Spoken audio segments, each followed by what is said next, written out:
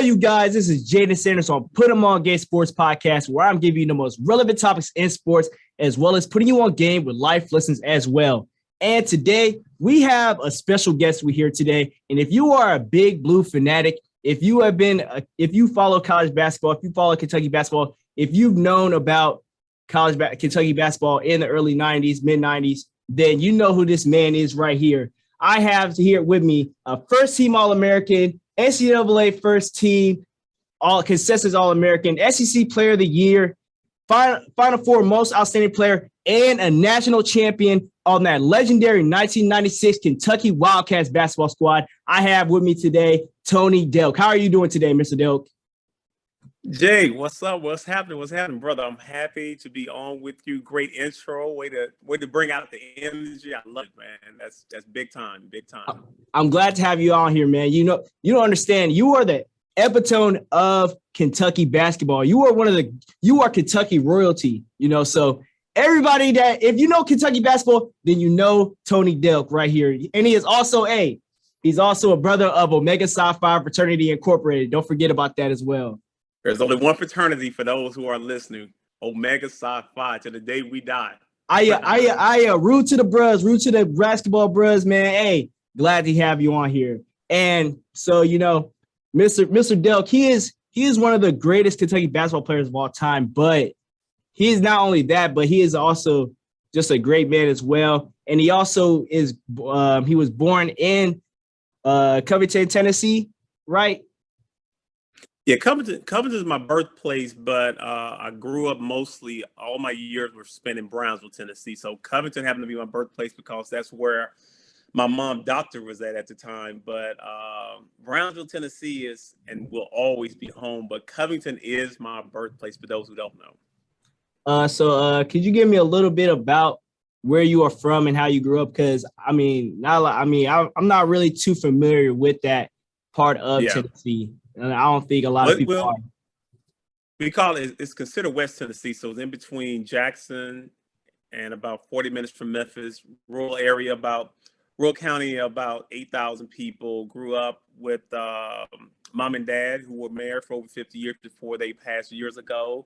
I have 7 siblings. I lost one in 2016 to cancer. So there's still 7 of us remaining. And I was taught the game and learn the game from my brothers, Ricky, David, Leslie, but most of my time was spent with my brother Leslie, learning how to play the game of basketball. And with them being older than me, they taught me some of the things that, a collegiate player would be taught. And it really just helped define my game. So when I was in these different grades, from elementary to middle school to high school, I got a chance to go with my older brothers, and I took a lot of beat downs too, Jake. Man, it was a lot of butt kickings, can I tell you? Oh yeah, so I mean, going from doing all that to being All-American, that it takes a lot of hard work and dedication. And you grew up, you were a pretty dominant in your high school days. I saw on there you dropped 70 one time in high school in Tennessee. Yeah. Yes. One of those nights, man. It was, like I said, my brothers who were probably my biggest fans, David and Leslie, didn't miss a high school game. So even starting as a sophomore, getting a chance to, play as a sophomore before seniors and being the leading scorer on that team, coming back my junior season, I didn't know what the expectations were. I went spent some with my oldest brother Ricky at the time, who had played NAIA basketball with David at Lemon, Kentucky.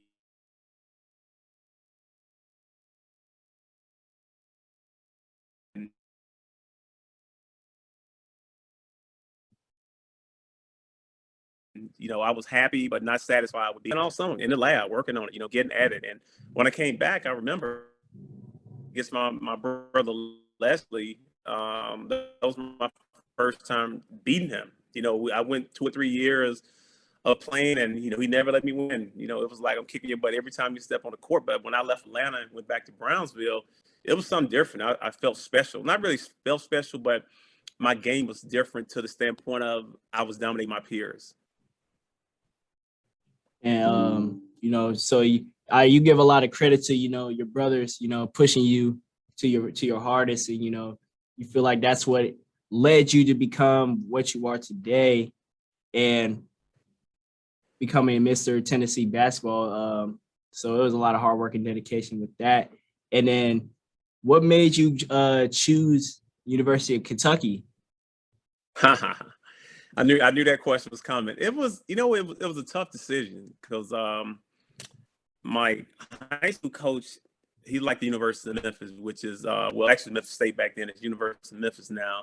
My mom was a big fan of Coach Nolan Richardson, who was at Arkansas, and Billy Donovan was influential in me making my decision. He spent a lot of time in Brownsville. He talked to my brother David and Leslie, talked about my family. And once I took that visit to Kentucky for Midnight Madness, I mean, that was the game changer. And it wasn't any, what's so funny, it was like seeing thousands of fans just be out there waiting for a game at midnight. I'm like, man, what's wrong with these people? Like, I mean, I know basketball is God here, but really, it's midnight. I'm not staying up late, rain and cold to watch some guys play basketball. I as much as I loved it, I wasn't a big fan like that. So really, just seeing the tradition and seeing the love that Big Blue Nation was out there,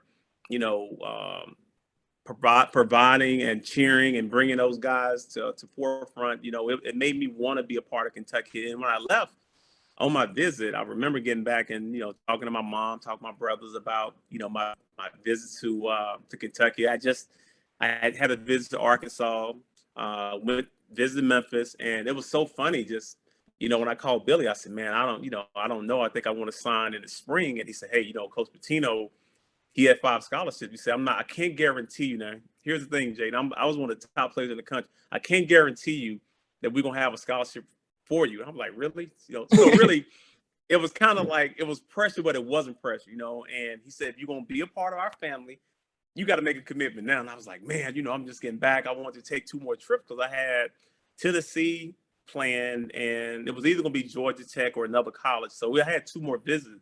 But, I had to come back. Thought about it, prayed about it, and made the decision. And it was the right decision for me at the time. Well, it looks like you made the right decision on that. Well, and then going into UK, I know you were an All-American, you were Mr. Basketball. Did you feel any pressure going into Kentucky? It was a lot of pressure. I don't just to be one of the top high school players in the country, and getting there and having to compete, with guys who are the best in their state. And, it wasn't like it was going to be, I'm walking right into a star position. Like I thought in my mind I might have been, but, there was a really good player in front of me who was a senior, and he was like, hey, you're not taking my spot. So I had a tough freshman year, like to the point where I was thinking about transferring. I went out and I had a chance to play 4 to 6 games, and when those games ended, I really wanted to transfer. I talked to Coach Pitino, and I told him, maybe this is not the best decision for me to stay here. We talked about it. He said, hey, you got to keep working hard. I can't promise you, but I can promise you that I'm not recruiting anybody else at your position. And I'm like, yeah, I know every year there's somebody going to be coming here. But Billy Donovan really helped me get through my freshman season. We spent a lot of time just working on my game, watching video. And, without him, I don't think I would have stayed at Kentucky, because he was the reason why, when you think back to being recruited, is always the assistant coach that spend the most time with you. So I had a closer connection to Billy Donovan at the time, and I didn't want to let him down. Exactly. Yep. And, you were pretty consistent, with all throughout your years, freshman, sophomore, and junior year. But what clicked then that senior year where y'all won that title? Like, what kind of circumstances helped you guys win that 96 title?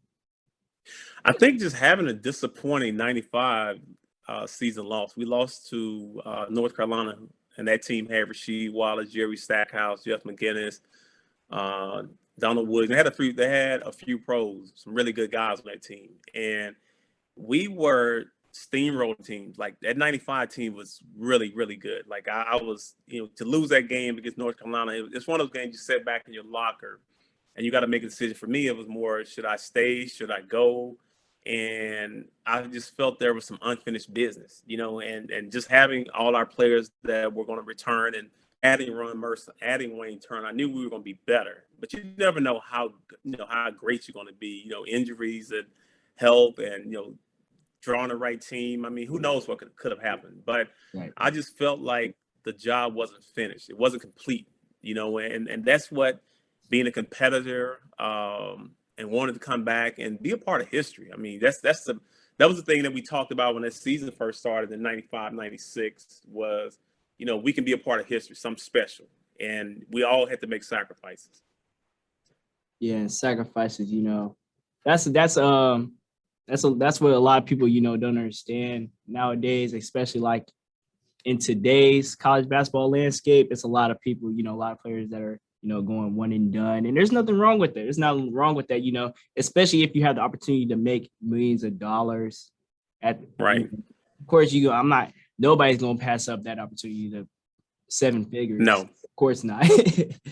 but that's also what that's your dream. That's what you want to do. That's what you want to accomplish. So you set out to reach your goals. And so many people, and I'm not talking about people who are not everybody in the media, not fans, is that you have to do what's best for you and your family. And whether it's staying 2 years, leaving after 1 year, you still your goal is to make it to the NBA, whether it takes 2 years, 3 years, or after my first year. I want to get there.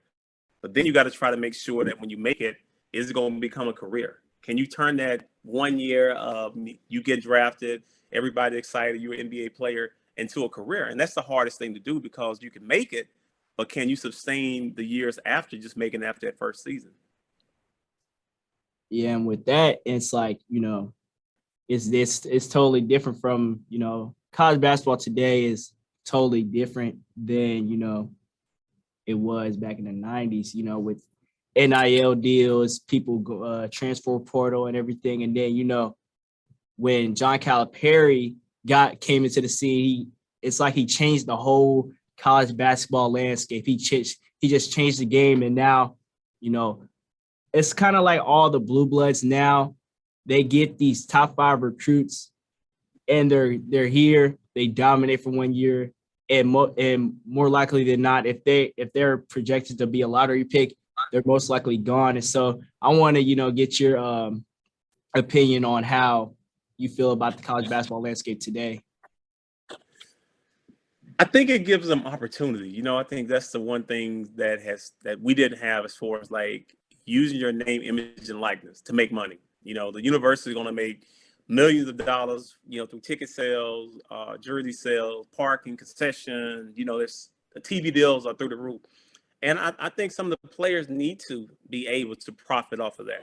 And when you can profit off of it, it really helps your family out, your situation. And that's the hardest thing that most people don't understand. And with that, you were one of the top players during that time. And so I feel how would you think you would have benefited if you were to play in today's college basketball with NIL deals and everything and all that stuff? Dude, I mean, I'm looking at all the money that these guys are making, and not to hate on them, but I'm like, man, I'm missing out on all this money I could have been making for 4 years of playing collegiate basketball. I could have been helping this person out, but it's great for these young players, man. They get a chance to profit and to make some money as they pursue their career in basketball. And that's the one thing, that I touched on early, was that these TV deals are billion-dollar deals. So why shouldn't these kids touch some of that money, and be able to help their families out, because college was a struggle. I mean, it was, I didn't come from a middle-class background. I came from my family was poor. We didn't have a lot of money. We survived off of probably $600, $700 a month.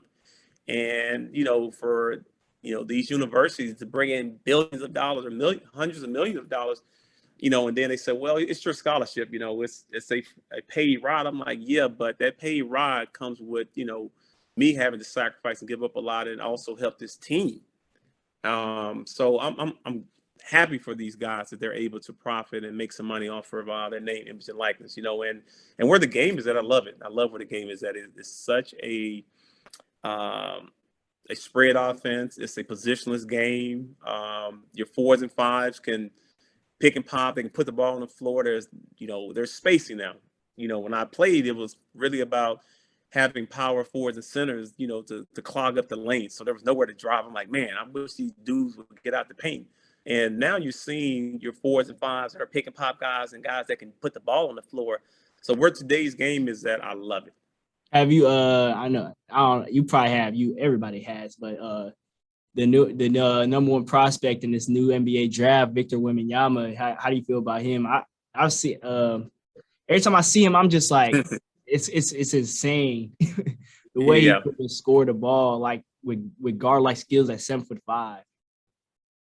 Wembanyama is a special talent. I got a chance to see him in Las Vegas when they played against the G League Ignite. So, a lot of NBA scouts and NBA front office people were there really to check him out. To be like, okay, is this guy what everybody is saying he is? And let me tell you, he was. Just a special talent from a standpoint of being that tall and being that agile and being able to shoot, put the ball on the floor. He's special, and hopefully he can stay healthy because he is thin. But what I did like about him mostly was that he didn't fall a lot. Like, he really had great balance. When you're that tall and thin, you get hit, you fall. So that means they really have been working on his balance and his core. But his skill set is one I haven't seen. It's like watching Kevin Durant at 7'3", 7'4", and that's scary, to be honest with you. We know how good KD is, you know what I'm saying? So you imagine, like, when you make a comparison, be like, man, that dude like 7'4", like KD, he can do what he does. Come on. You don't see players like that. Yeah. Man, whoever gets that first pick, yeah, if you pass up on Victor, I don't know what to tell you. No. Hey, Jane, he won't get passed up on it. It's a matter of like what team he will go to, because he's going to a bad team. It's not like he's going to a team that's going to be a playoff team. You watch, like, it's even watching Paolo Banchero, just how good he is. Just having the size, the strength to be able to play, and it hasn't been as hard as people thought it was going to be. I'm like, no, when you have a good size, when you have a skill set, and the way the game is, those guys get a chance to showcase, and especially when you go to a bad team, because you will be the face of the franchise, so they're going to go to you, and you're going to get a chance. You're going to get many opportunities, to make mistakes and to get better and to be a scorer. Who does Paolo Banchero remind you of? Because I've been seeing on Twitter and all social medias, and I just been like, every time I see people compare him, I've been seeing a lot of people saying like LeBron. Then I see people saying Carmelo. Then I say people saying PG. I want to know your opinion on that. I think he's different. I think because he's bigger. You know what I'm saying? Like, he's a 240, 250-pound guy. And you can't say he's like LeBron, because LeBron is a special talent. I was about to say he's not the passer that LeBron. No. He's not the pass. He's not the facilitator. I don't think he will ever be the scorer, because I think people forget how great a scorer LeBron is. I'm trying to think of someone his size that moves well without the ball, that can make plays. So that's what I'm thinking about when I look at his game. And then you played in the NBA for about like 10 seasons, and a lot of people, it's average career isn't really that long. But you were a first round pick, but still that's not a guarantee when it comes to a long standing NBA career, because we've seen plenty of busts in the NBA. But what was your key to staying in the league as long as you did? I think just having a good skill set to be a scorer, to be a defender, and I was traded quite a bit, but I still was able to be a good role player. I knew how to fit in with every team I played with, just knowing what my role was, and not backing down to whoever I played against, just giving 100%, being a really good shooter, when I was called upon, to go in the game and score and to put up shots and to make buckets. But, some of that comes with just the confidence that you have. You got to believe in yourself, and when you make it, I wasn't satisfied. I wanted to be there for a while and spend some years, trying to achieve my ultimate goal of just being an NBA player for many years. And you also had a pretty outstanding game. How were you feeling during that 53-point game against the Kings? What's so funny, because I just left the Sacramento Kings organization, so I was like, man, I really wanted to stay there. We had great chemistry. I really enjoyed playing with Chris Webber, Jay Will, Bloody Divac. We had a good team, a good veteran team. Yeah, we were good. That was the first year we took the Lakers to 5 games. To 5 games in the first round, when the first round series was 5 games, not 7 games. And I got a chance really to have a coming out party, with Sacramento Kings, where, Rick Allen, who was a coach, he allowed me to play my game. And so when I left and went to Phoenix, I went to Phoenix to play with Jason Kidd, because I knew Jason would be the facilitator. I could go back to being my shooting guard, scoring guard. So that was the reason why I left, to go and be that scoring guard. And, that particular night, I was on one. We went back to Sacramento, Arco Arena, and it was just one of those games, like the basket was just as big as the ocean. So when I was shooting, I was feeling great, and Jason Kidd was getting me the ball. Yep. And you had a long basketball career, and you also had various careers in going to overseas and also playing in Puerto Rico as well, in Greece and Puerto Rico.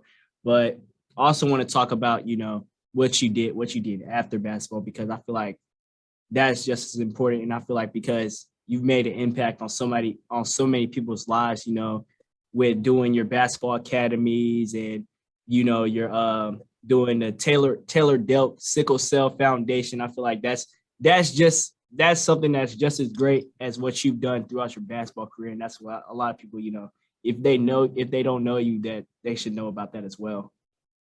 Yeah, it's important, just when you get done playing basketball, it's like, what's the next challenge? What's the next feat in life? What are you going to do?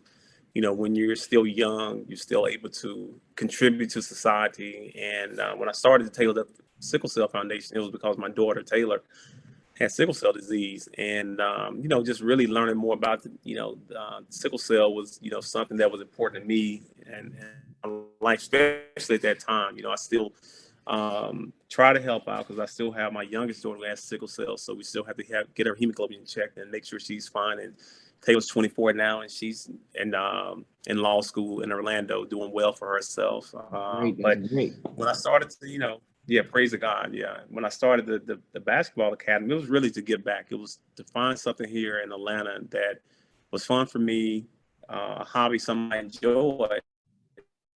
But it was something where I wanted to teach the game. Once you get done playing, it's like, are you going to commentate? You're still thinking about, you want to still think you can still play, but your body's breaking down and saying, no, it's time to retire. And then, like I said, teaching the game. I've always wanted to be in a position to do player development and help out. And what I'm currently doing right now is I'm a scout for the Dallas Mavericks. So I'm getting a chance to be on the road, scout NBA games. And that's been a lot of fun, getting a chance to see the best talent, to build a relationship with front office guys, and to kind of get my input on how I can help our organization out. So that's been what I've been doing over the last couple years. I've been doing that. So that helps out, just keeping me around the game that I love and I spend so much time doing.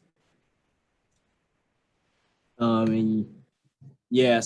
Mr. Delk, the epitome of Kentucky college basketball, a Hall of Famer, you've made an impact on a lot of people's lives.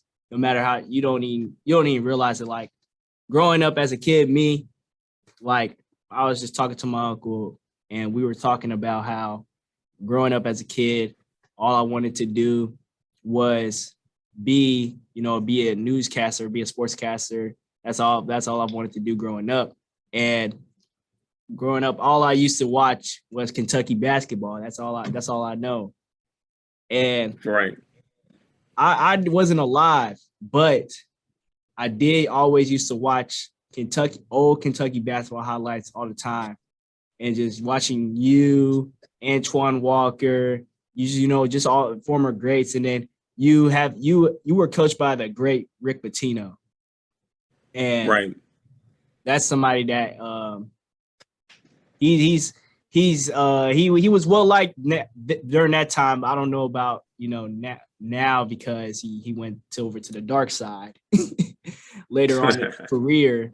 But right. you can't take away the 1996 ring, 96 title, but No. you made an impact on a lot of people's lives.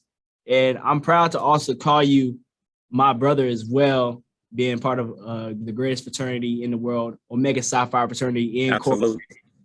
And absolutely, you've made an impact in people in Kentucky, Tennessee. Everybody that that watches Kentucky basketball, everybody that watched you in high school ball, they know how great of a basketball player you were, but they also know what the type of person that you were as well, and the person that you are now, and contributing to basketball academies, training kids. You don't understand the impacts that you do with that as well, and I commend you for that.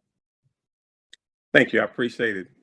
I do appreciate it. Like I said, we'll keep praying and keep working hard at it. I'll keep doing it. Yes, sir. Well, that's all we have for today. I'm glad to have the legendary Tony Delk on my show. Rude to the Basketball Bros once again. This is Jana Sanders and Tony Delk on Put 'em on Game Sports Podcast, signing out.